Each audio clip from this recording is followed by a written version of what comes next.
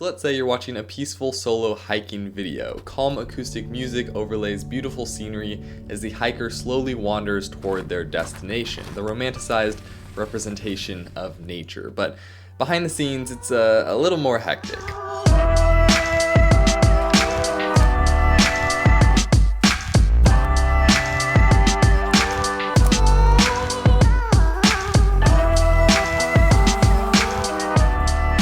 The other day I uploaded a solo ski touring video, partially inspired by Craig Adams' style with his solo hiking videos and just a lot of other people who have really adopted that style, and I really just love how peaceful it feels, how naturey, I don't know, it's just a very nice vibe that a lot of people like watching.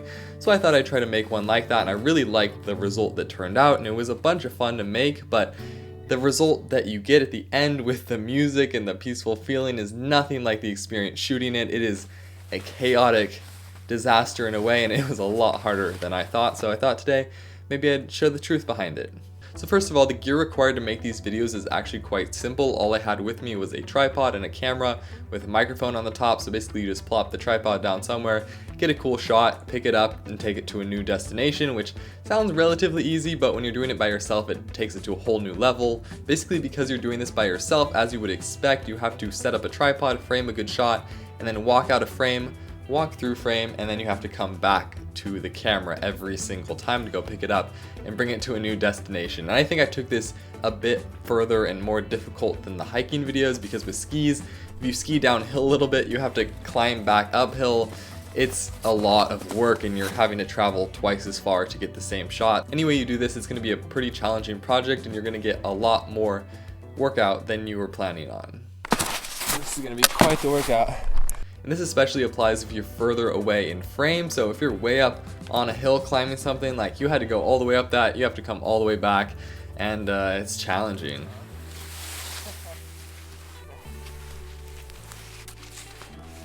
The other thing that I think made it a bit more difficult for me is that because on skis I couldn't just carry my tripod from place to place with my camera on top, which you can do with hiking a little bit more, but basically I had to break down my camera and tripod every single time I wanted to take a shot. So break down that tripod, stick it back in my bag, ski to the next location, take everything out, and it's just a very tedious process. It becomes quite frustrating very quickly. So behind the scenes there was definitely a little bit of frustration in the speed and pacing of things, whereas in the final edit, you know, you can't really see that. And the thing is, with these solo hiking videos, even if you're really quick at setting up your camera and getting good shots, you're still gonna have about 1.5 times the time it takes to actually do an activity like a hike or a ski tour or whatever it is. It's gonna take significantly more time, so that really adds up and you really have to plan for that. And also I noticed trying to set up all these shots really distracted me from actually enjoying the nature. So when I got the footage back into post and I was looking at it all, I barely even remembered being there because I was just so focused on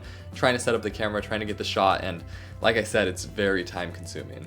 But that's basically it for the process on making these solo hiking videos. I just wanted to say a little bit about how hard it is. I think a lot of people probably guess that, you know, you have to set up your camera, walk back and forth, but it's a bit more challenging than I think a lot of people make out, especially because when you add that music in the end, it's this nice, peaceful, flowing scenery that really doesn't show how much work it actually is. So major kudos to all the YouTubers who do this stuff frequently, because they really deserve the attention and it takes a lot of work. Anyway, that's it for today. If you want to check out my solo ski touring video, just click up here and you can watch it, and also leave a comment down below if you want me to make more of those solo hiking videos in the future. I mean, I had a good time making it even though it was challenging, so I think the result turned out pretty good. So anyway, leave a comment down below. If you like this video, be sure to like, share, and subscribe, and I will see you all next time.